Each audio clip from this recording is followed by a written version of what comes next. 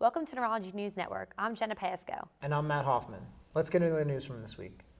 A recent meta-analysis revealed that participants receiving either cholinesterase inhibitors or memantine showed no differences on the Alzheimer's Disease Assessment Scale cognitive subscale compared to those receiving neither medication.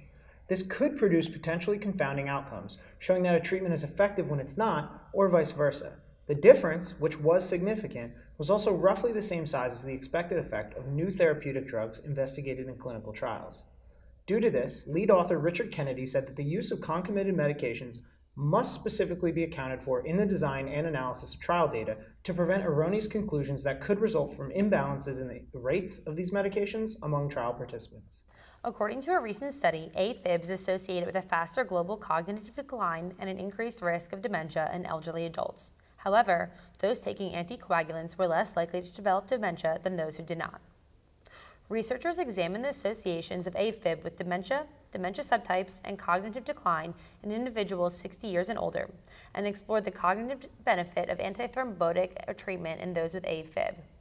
The authors told Neurology Live that in addition to the well-known risk of stroke, the increased risk of vascular dementia warrants a more proactive approach in continuous identifying AFib in elderly populations. Epilepsy is most well known for its seizure-inducing effects, though according to Dr. Kate Davis, an epileptologist from the University of Pennsylvania, one of the most common complaints from patients relates to cognitive issues. Davis told Neurology Live that although these cognitive issues can be caused by a number of factors, including seizures themselves, the medications being used, and possible comorbidities, an easy fix is not always available. Davis also said that one approach is to make sure that you're treating with the most optimal medications that will minimize the cognitive impacts that the patient is reporting, and to possibly refer patients for behavior therapy or cognitive therapy with a speech therapist. If they're still having seizures and they're not responsive to medication, you should consider whether surgical intervention to potentially cure their epilepsy is a good option for that patient. Although there are camps within neurology that hold doubts about the abilities of imaging techniques, Dr. Jeff Waugh is not in those camps. The director of Pediatric Movement Disorders program at UT Southwestern has helped develop a magnetic resonance imaging technique for identifying the compartments of human striatum. While preliminary, Waugh feels that the method holds great potential for increasing the field's understanding of the brain's anatomy. Let's take a look. I would first want to reassure anyone interested in the technique that it is robust to statistical multiple comparisons testing.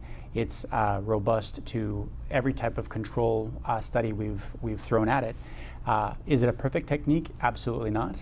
One of the major limitations is that the size of voxels in MRI is larger than the size of striosomes, and therefore we're able to say a given voxel behaves purely like a matrix or a combination of striosome and matrix. We're not able to image at a fine-grained enough nature to say it's purely striosomes. But with a higher field, perhaps at 7 Tesla diffusion imaging, we could get to that.